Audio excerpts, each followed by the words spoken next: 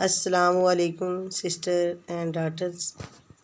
मैं आपके पास एक नई रेसिपी लेके आई हूँ, कद्दू और गोश्त बड़ा। आप सल्लल्लाहु अलैहि वसल्लम को बहुत पसंद था, ये खाना बहुत मरगूब था। तो आपने पाकिस्तान फूड चैनल को सब्सक्राइब और वीडियो को लाइक ज़रूर करना है। ये मेरे पास गोश्त जो है 1 किलो है और आधा किलो कद्दू शरीफ है। कद्दू और गोश्त ये आज इंशाल्लाह हम मिला के पकाएंगे। ये मैंने लहसुन जो है ये मैंने डाल दिया और गोश्त भी डाल दिया है और इसके अंदर मैंने पानी डाल दिया, प्रेशर के अंदर डाल दिए सारी चीज़ें। तो अब बाकी मसाला जात भी आपके सामने डालेंगे। टमाटर हैं, टमाटर 2 अदद ये मैंने डाले और 3 अदद मेरे पास प्याज थे वो डाल दिए। सब्ज़ मिर्च जो है वो 5-6 अदद है, वो मैंने आज काटी नहीं, वैसे ही धो के डाल दी क्योंकि प्रेशर के अंदर तो सारी चीज़ें मिक्स हो जाती हैं, बिल्कुल पक जाती हैं। ये 1/2 चम्मच हल्दी का, 1 चम्मच नमक का ये मैंने ऐड कर दिया है। तो प्रेशर को लगा दिया। अब प्रेशर माशाल्लाह देखते हैं गोश्त कैसा हो गया है, गल चुका है। थोड़ा इसके अंदर पानी है अभी, तो वो खुशक करेंगे तो फिर इंशाल्लाह हंडिया अच्छी तरीके से तैयार करेंगे। ये 1 चम्मच ज़ीरा, 1 चम्मच सुरख मिर्च पीसी हुई, 1/2 चम्मच दाढ़ा मिर्च जो दरमियानी पीसी होती है, और ये काली मिर्च और खुश्क धनिया 1 चम्मच। ये सारे मसाला जात मैंने डाल दिए। अब इंशाल्लाह इसे भूनते हैं आसान तरीके से। तो आपने ये वीडियो शुरू से लेकर एंड तक ज़रूर देखनी है। ये 1 कप मैंने ऑयल का डाल दिया। अब हम इसे भूनेंगे इंशाल्लाह। तो हंडिया को जितना ही ज़्यादा भूनेंगे उतनी ही ज़्यादा लजीज बनती है माशाल्लाह।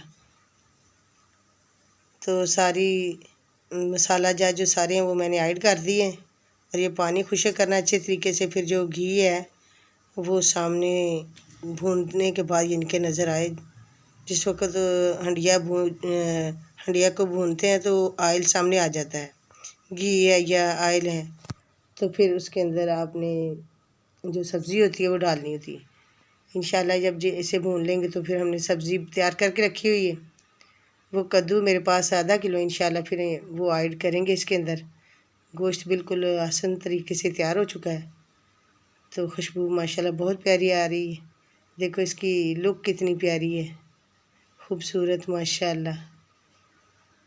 तो आप सल्लल्लाहु अलैहि वसल्लम को ये गोश्त तो बहुत पसंद था और कद्दू भी आप सल्लल्लाहु अलैहि वसल्लम को बहुत ज़्यादा पसंद थे। तो ये आज हमने कद्दू और गोश्त की रेसिपी तैयार करनी है। तो इंशाल्लाह जब तैयार हो जाएगी फिर आपको हम इंशाल्लाह चेक करवाएंगे। जो रेसिपी हम तैयार कर रहे हैं माशाल्लाह ये देखो कितना खूबसूरत है, इसका लुक कितना प्यारा है माशाल्लाह। खुशबू आ रही है इसके भूनने की। तो इसको अच्छे तरीके से भूनेंगे तो इंशाल्लाह फिर इसके अंदर कद्दू को ऐड करेंगे और हंडिया को अच्छी तरह हिलाते रहें ताकि ये नीचे ना लग जाए।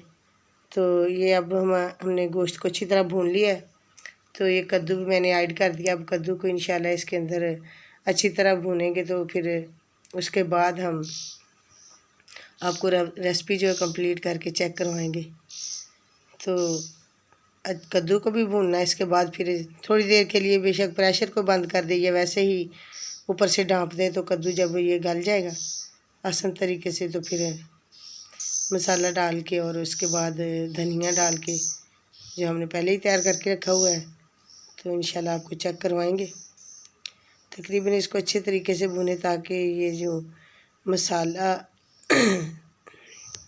कद्दू जो है इसे भी अच्छी तरह भूनना है, जैसे हमने गोश्त को पहले भूना इसी तरह कद्दू को भूनना है। तो ख़ासकर ये छोटी बेटियां जो हैं, ये बहनें हैं, सिस्टर, ये सारी जब रेसिपी देखती हैं तो फिर जेहन में भी रखा करें कि किस तरह हम पका रहे हैं, तो फिर इसी तरह हम भी ये रेसिपी जो बनाएं और हंडिया पकाएं, ताकि फिर वो देखते देखते ऐसे सीख पाती हैं सारे काम। बाकी अल्लाह ताला की तरफ से आसानी हो तो फिर इंसान के लिए आसानी ही हो जाती है। आप सब फरमाने के जब भी कोई काम शुरू करें तो अल्लाह का नाम लें तो अल्लाह ताला आपके लिए आसानी कर देता है। माशाल्लाह ये हंडिया बिल्कुल तैयार हो चुकी है। तो अब मैं इसके अंदर धनिया ऐड करके आपको ये बर्तन में डाल के चेक करवा रही हूँ। तो आपने पाकिस्तान फूड चैनल को सब्सक्राइब और वीडियो को लाइक ज़रूर करना और शेयर भी करना और कमेंट भी करना। तो आपने bundle of thank for watching. अस्सलामु अलैकुम व रहमतुल्लाहि व बरकातुहू।